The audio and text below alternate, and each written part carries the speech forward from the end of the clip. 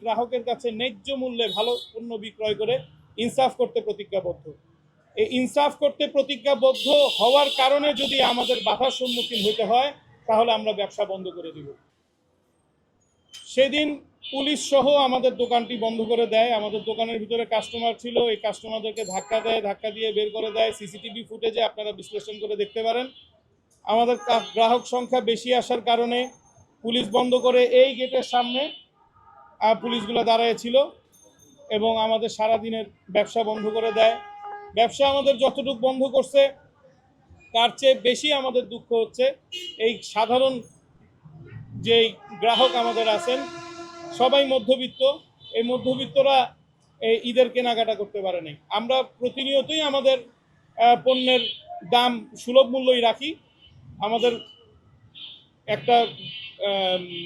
আমাদের একটা টার্গেটই হচ্ছে গিয়ে আমরা প্রতিটি গ্রাহকের কাছে ন্যায্য মূল্যে ভালো পণ্য বিক্রয় করে ইনসাফ করতে প্রতিজ্ঞাবদ্ধ।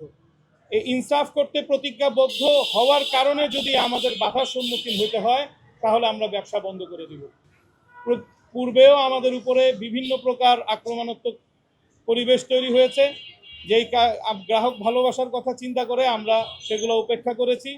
কিন্তু এখন আমাদের উপরে যেই আক্রমণটা হয়েছে সেই আক্রমণে আমরা অনেক ব্যথিত। এই ব্যথা নিয়ে আমরা সামনে কতটুকু এগোতে পারবো সেটা আল্লাহ পাক ভালো জানেন। পাশাপাশি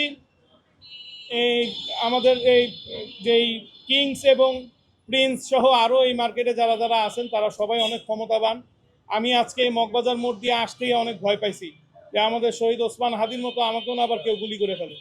আমি সত্যি অনেক ভয় পাইছি। আমি গ্লাসের পর্দাটা টান দিয়ে তারপরে আমি আসছি। এত ভয় নিয়ে আমি ব্যবসা কেন করতে যাব এই দেশে?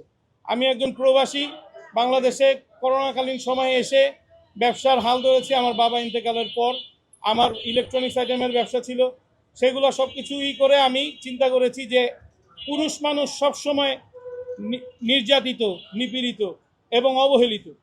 পুরুষের ঈদটাকে যেন সুন্দর করা যায় সেই উদ্দেশ্যেই আমরা 330 টাকায় পাঞ্জাবি দিয়েছি। এবার আমরা 2টা কিনলে 4টা ফ্রি অফার দিয়ে এই ভাবটা প্রকাশ করতে চেয়েছি। একজন মানুষ 2টা কিনবে 4টা ফ্রি পাবে, 6টা পাঞ্জাবি সে একা পরবে না। সেই পাঞ্জাবিটা তার বাবাকে দিবে, তার চাচাকে দিবে, তার মামাকে দিবে, তার খালুকে দিবে, ফুপাকে দিবে। তাদের সাথে যদি সম্পর্কে কোনো প্রকার ব্যাঘাত ঘটে থাকে তাহলে তাদের এই সম্পর্কটা ঠিক হয়ে যাবে।